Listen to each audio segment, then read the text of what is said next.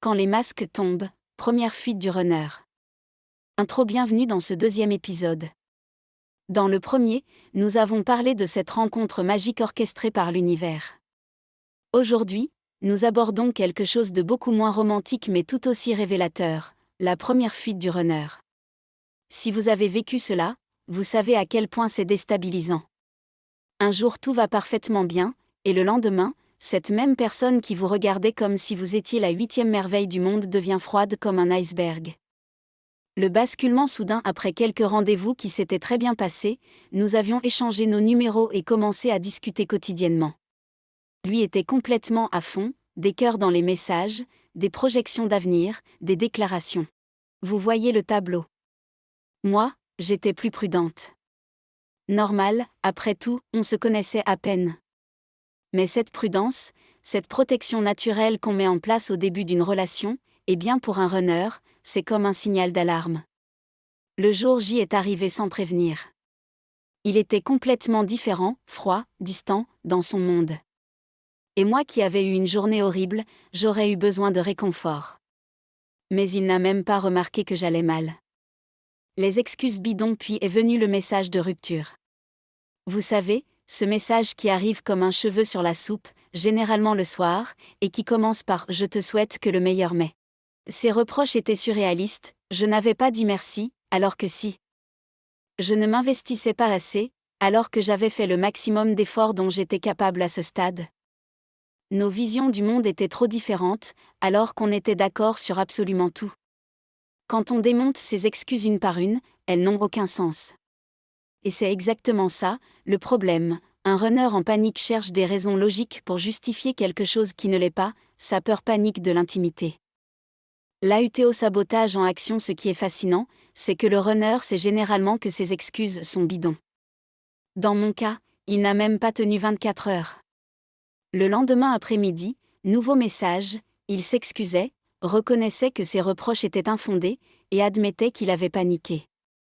Les signes de l'auto-sabotage du runner, des excuses qui ne correspondent pas à la réalité, une rupture qui arrive après un moment particulièrement intense ou beau, un retour rapide, une reconnaissance de leur panique, j'ai eu peur trop vite. Pourquoi ILS fuit après la reconnaissance? Vous devez comprendre quelque chose d'essentiel, quand un runner vous reconnaît au niveau de l'âme, c'est terrifiant pour eux. Cette reconnaissance déclenche toutes leurs peurs les plus profondes, la peur de l'abandon, et si cette personne parfaite me quitte? La peur du rejet, et si je ne suis pas à la hauteur? La peur de l'intimité, et si je dois vraiment m'ouvrir? La peur de la vulnérabilité, et si elle voit qui je suis vraiment? Alors ils font ce qu'ils savent faire, ils partent avant d'être abandonnés. La confusion du chasé de notre côté, c'est la confusion totale. On se demande, qu'est-ce que j'ai fait de mal? Comment peut-il changer d'avis aussi rapidement? Est-ce qu'il joue avec moi? Est-ce que j'ai imaginé cette connexion? Non, vous n'avez rien imaginé. Cette fuite, aussi douloureuse soit-elle, est en fait la preuve que la connexion est réelle et intense.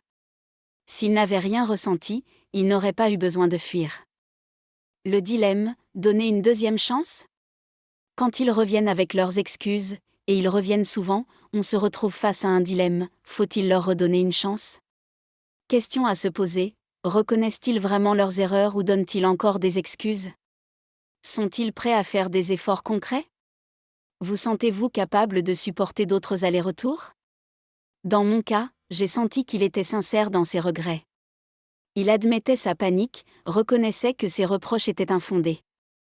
Mais surtout, j'ai eu confirmation par notre amie commune qu'il était vraiment mal pendant cette séparation.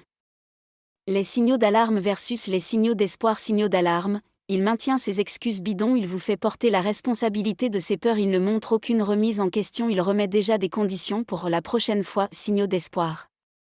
Il reconnaît sa panique, il admet que ses reproches étaient injustifiés, il montre une réelle vulnérabilité, il est prêt à faire des efforts concrets. C'est eux que cette phase vous apprend. Cette première fuite, aussi traumatisante soit-elle, vous enseigne des choses cruciales. 1. Votre runner a peur, ce n'est pas contre vous, c'est sa programmation. 2. Vous devez établir vos limites, combien d'allers-retours êtes-vous prêt, à accepter? 3. L'intensité de la connexion, s'il fuit, c'est qu'il a senti quelque chose de puissant. 4. Votre propre valeur, vous méritez mieux que des va-et-vient constants. Conseil pour traverser cette phase pour le chaser, ne prenez pas sa fuite personnellement, maintenez vos standards et limites, demandez des explications claires s'il revient, écoutez votre intuition sur sa sincérité. Phrase à retenir, si tu paniques, on en parle. Mais tu arrêtes de me quitter à chaque peur. Je comprends tes peurs, mais moi aussi j'ai le droit d'être respecté. Conclusion, cette première fuite n'est que le début du voyage. Dans le prochain épisode, nous parlerons de quelque chose d'encore plus intense, l'effet zombie, cette sensation de mort intérieure quand votre runner disparaît complètement. Rappelez-vous, leur fuite parle de leur peur, pas de votre valeur. Vous n'avez rien fait de mal en étant vous-même. À bientôt, et prenez soin de vous.